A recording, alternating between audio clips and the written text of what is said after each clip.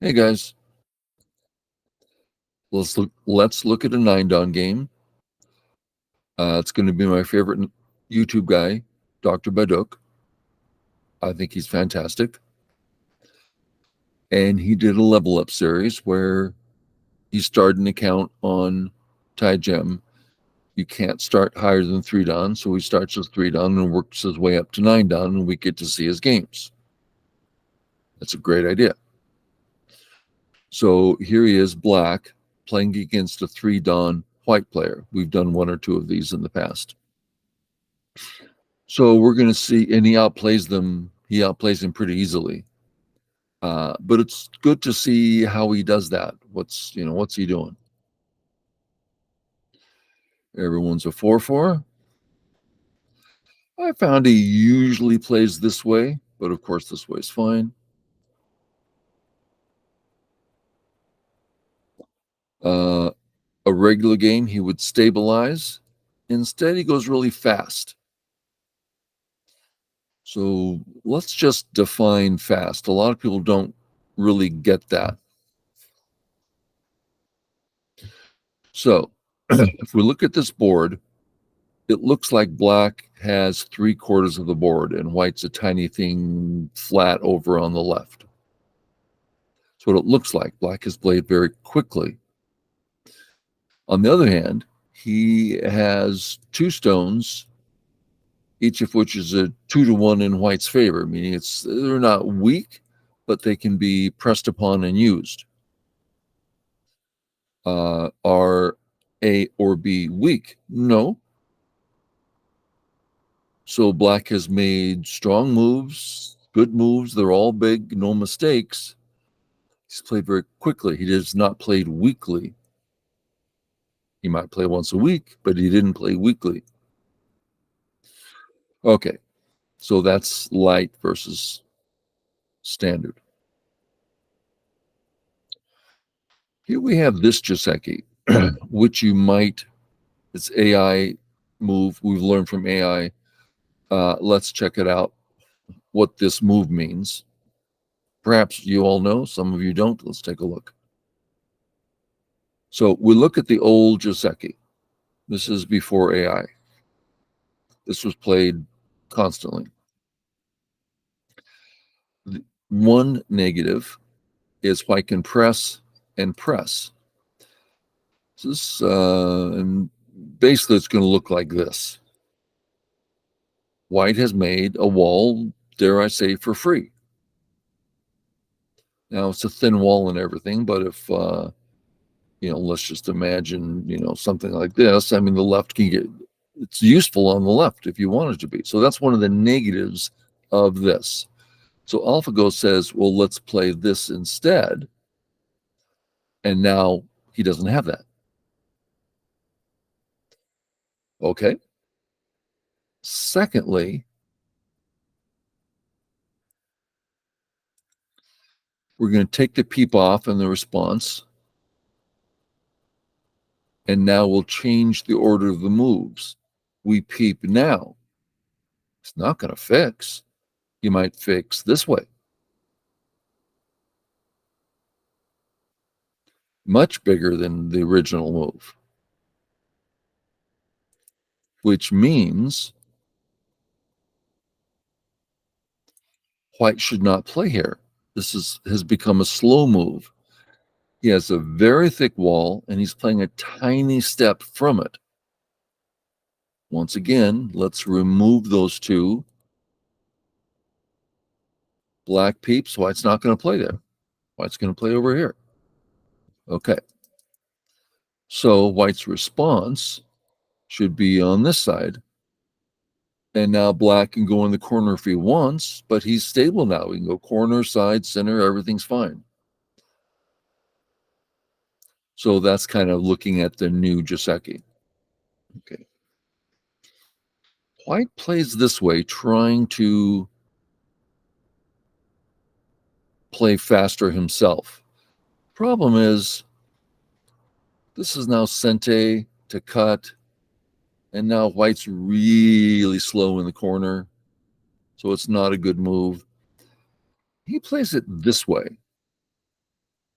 I've never seen this move, but it certainly makes sense. I mean, this is a powerful surround. And all the black stones, again, are making a perfect picture. So it's an interesting move. I would not even cross my mind, this one. White responds. And now black needs to play on top because he has a thin group without a base. If he were to play away any sort of move here, black's starting to look like a stick and not easy. So he's going to respond. If it was me, I'd probably play here. Get a handle on the corner, even though it's a long knight's move, so white could live there easily. But it's become difficult for white to play in this area. So I'm using my wall, playing in the corner. Played this way, it kind of surprised me. I don't see a problem with it. I find that interesting. This how I learn from his games is, why did he play there? Was he not concerned because it's only a 3-Don? Was he playing, oh, I get this perfect shape? Try to read his mind, White comes in. This is not a good idea. It's a difficult area. Black's going to push you into the big black wall. You're in a tight area where it's difficult to live. Why don't you play in a big area where it's easy to live? Now, white's concerned, oh, it's all going to be points. No, you can still do whatever there. So he's rushing it. It's an inappropriate move. Okay. So now we get to see it's classic. I mean, these kind of fights,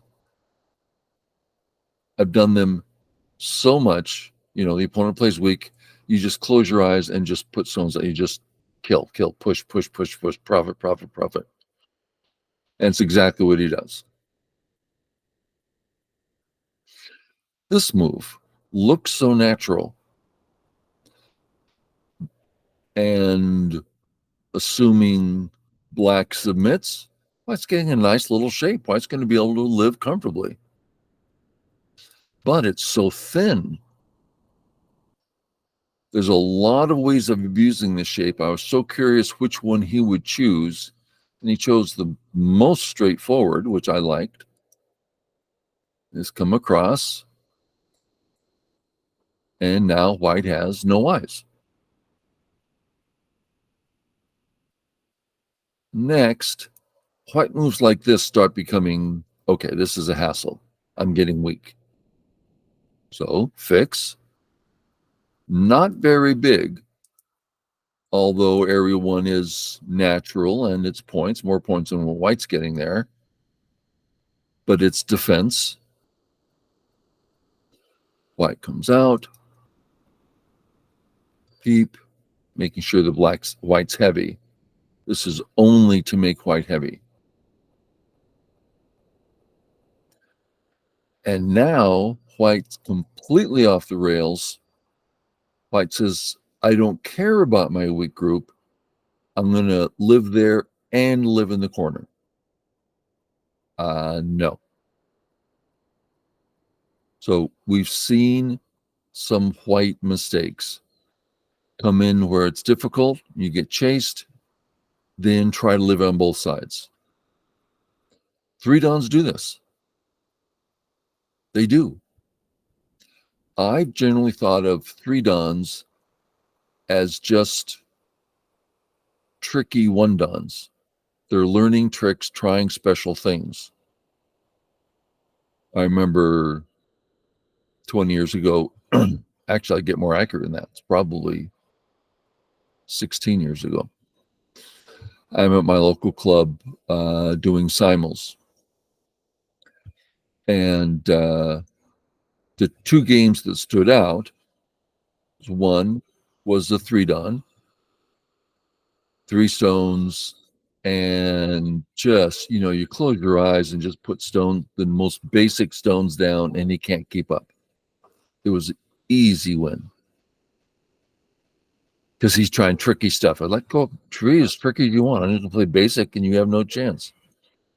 The other one was a 6Q, young boy. He may have been 10. He said, is it okay if we don't play with a handicap? Sure. All he did was the most basic move he could think of. He almost won the game. It was, eventually I had to sit down and he was the last board. He played great. He didn't do anything. He just played the basic move. Made it really hard. Did a fantastic job. Okay. He doesn't even, this is a good example. Looks like a living move. But this one is Sente. Black made white thick there. Black has to play here, and now you have better shape, more living shape. So this is, what's that? Black just stops it and kills the corner. And white's left having to live on the right with nothing.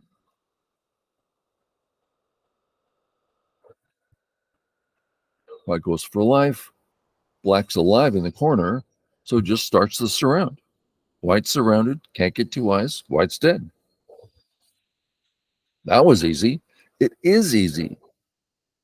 When you get used to Go being about the strength and weakness of groups, and that's what you're looking at all the time, that's all you look at when you look at the Go board is, oh, who's weak, who's strong, then it becomes natural to go, oh, he's weak there, I'll aim on that side. Oh, now he's dead.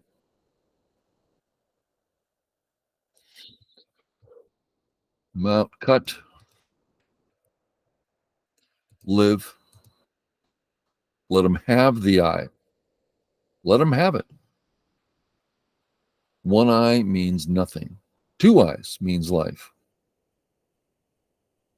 White realizes he's dead, plays away. Now,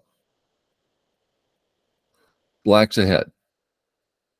This whole A group dying is a large statement. We could also say that along the way, oh, white got area 1, white got a big area 2 with the new wall. Well, that's true, except area 1 is balanced with area 3. Those are approximately the same size. So it's still the A group is dead and 1 and 3 are the same size. So that's equal. And then area 2 is no big deal. It's not even his yet. So the whole point is black's ahead. Don't start being a bully. Don't start unnecessary risks. So let's see what black does. Stable. White comes up, black comes in. That's a standard sequence, this one. White comes up, black comes down. There's a few reasons. One is if black doesn't respond, this black group's behind enemy lines, and the 3-3 is wide open. We're not trying to say black's dead, but this is emergency time. So this simple exchange, black's alive in the corner with points. That's one thing. The other thing is we now have moves like this, threatens to connect under, because of S4. So this S4 is a standard, really excellent move for all. It accomplishes a lot of things. Good move, trying to grow that to his own area there. That's standard. And here I would have expected this move. It kind of finishes things up. If he doesn't, it's not like the corner's in trouble, but see how the corner's feeling, well, it is surrounded. And we're going to keep going here. Oh, I better come back for life. It's getting smaller and smaller, and black's getting bigger and bigger. So I would have expected that. He's like, no, I'll just live over here now. Clearly, black's not in trouble. And if white does build this wall, this black being settled here negates the wall. So it's like, all okay, it all makes sense. Settle the group, settle the, oh, this is the most common way. He settles this way, which hard for me to understand.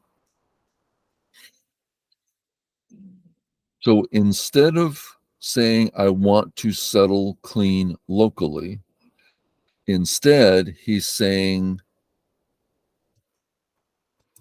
I want to be able to Atari and come out, which gives me access to the left. Okay. It also gives me access when I start cutting here. Makes the bottom bigger. Okay. Strategy, but fine.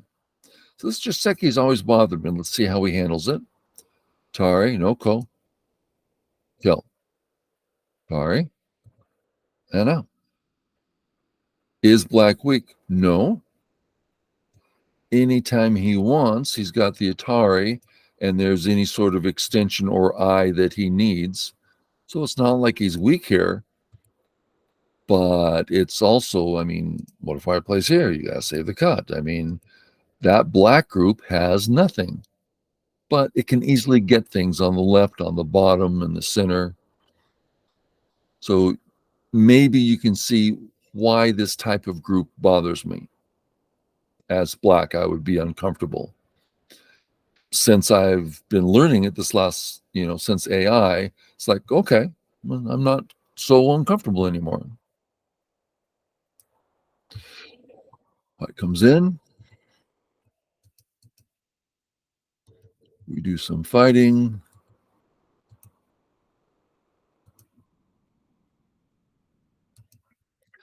In response to this, black could play here. Corner's completely mine. There's no question about anything. Also, there's no in-game for white. That's Gote. Very secure, but doesn't do anything else.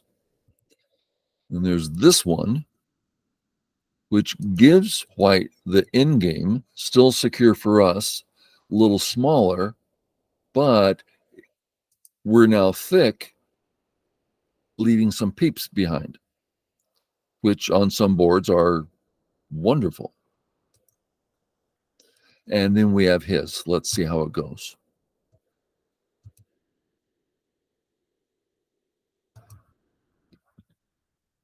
We can see now the peep and the cut. There's an actual cut at beat. Let's make sure we see that.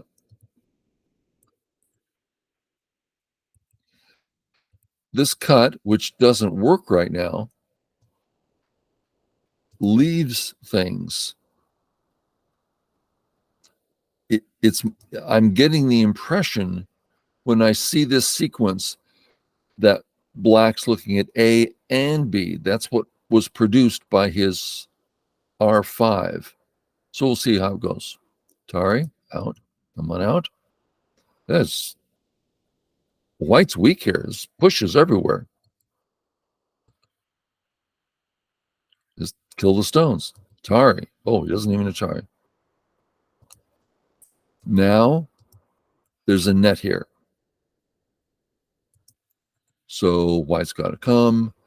Black can push if he wants. Sente. Oh, and he does once.